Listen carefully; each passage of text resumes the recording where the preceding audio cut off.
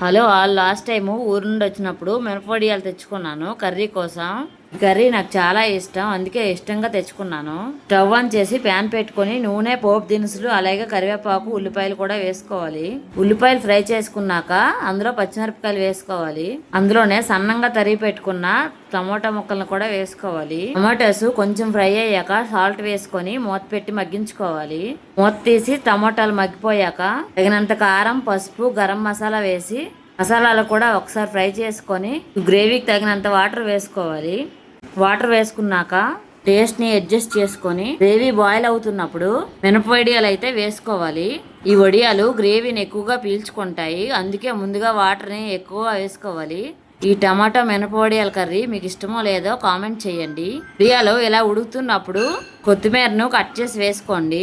అన్నంతో ఈ కర్రీ పెట్టుకుంటే చారు, పప్పు ఇంకేం అవసరం లేదు. Thank you for watching.